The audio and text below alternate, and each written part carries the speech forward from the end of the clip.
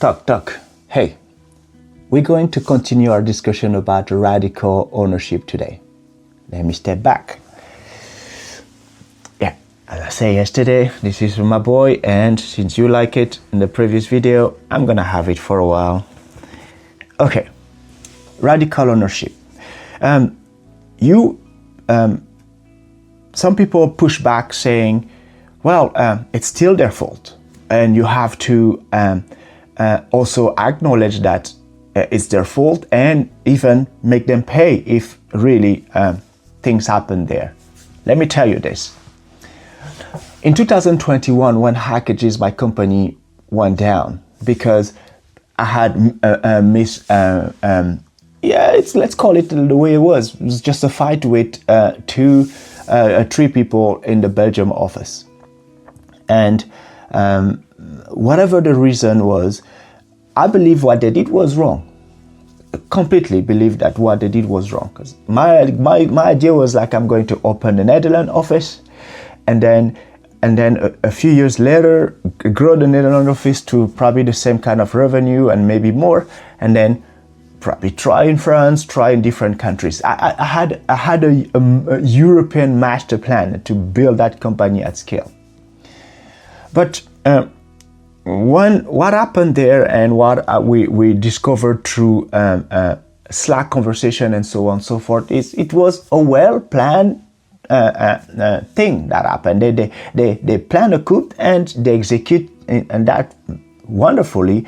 And yeah, I couldn't stand a chance to survive this thing without dropping entirely the Netherlands and dropping all the commitment I had there, and then come back to Belgium and rebuild and try to keep it alive. We were right in the middle of the pandemic.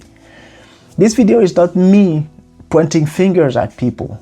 I'm talking about the things that I should have done at that exact moment to save my company, to save what I had there. But I chose to fight it from a distance, and I can tell you today, I know that was a big mistake.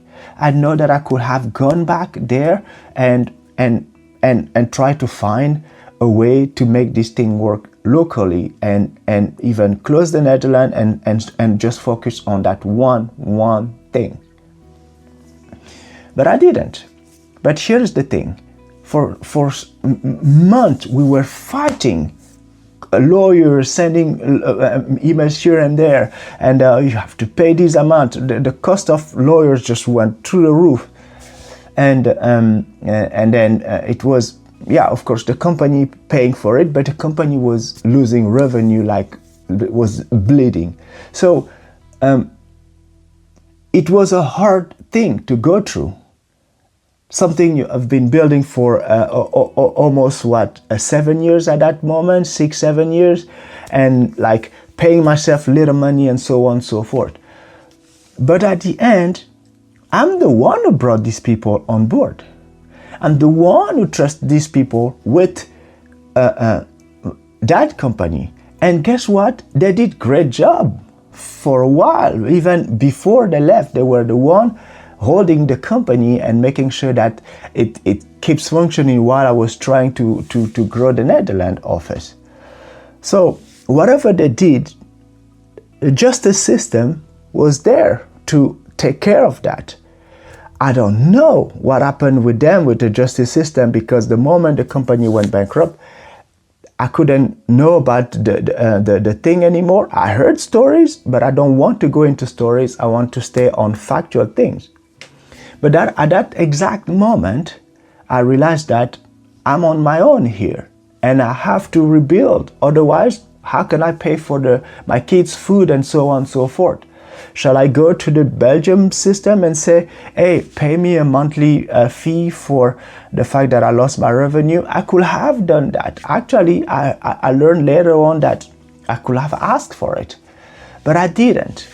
What I did there, I was like, I know that I'm capable. I know that I can build things. I know that I can, I have a functioning brain that can do radical things in a positive way, which I did. I start rebuilding things. I start leaning on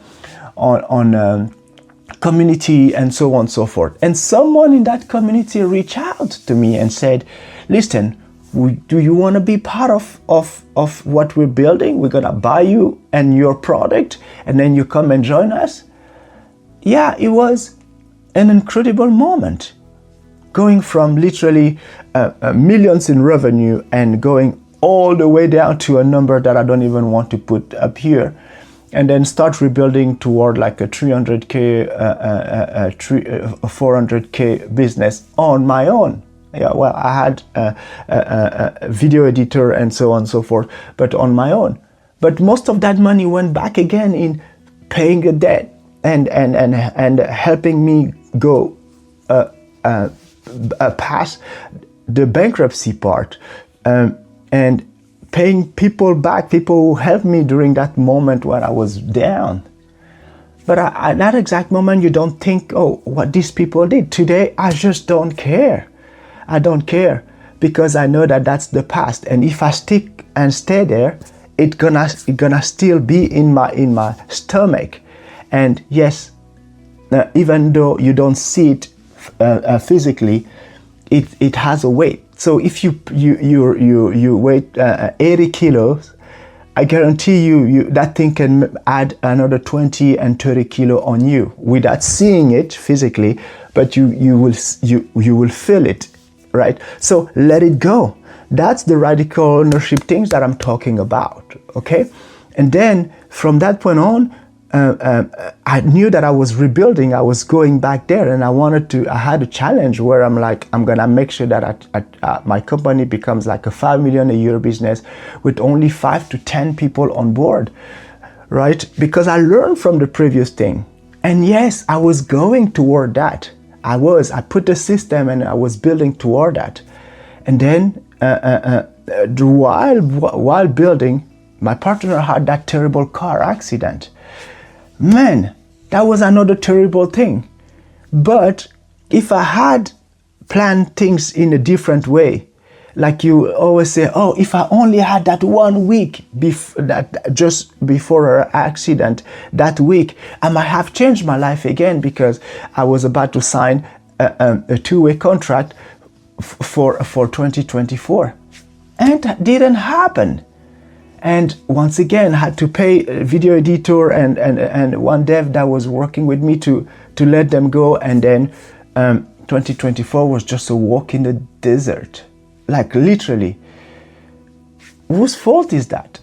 These 400K, actually that year, factually I made 350. I could have taken a huge part of it, put it on a bank account, and then be like, whatever happened, this is my 12-month runway. But I couldn't do that. Is it someone else's fault? No, it's on me. So if I went down at that moment, it's really on me. So what I'm just trying to say there is, you can blame other people. You can do that.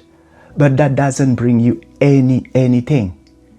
Some people will leverage that to then go and build something, and then still have the enemy, having that enemy there, and then you're like, you are my enemy, and then I'm gonna use that as a way to get better and win.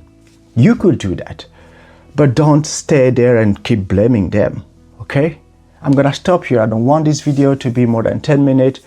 So radical ownership is something that, like the word radical, you have to go for that word. It has to be radical, even if it's completely absurd. But the moment you make that shift, your life changes forever. Okay, I'll see you on the next video. Cheers.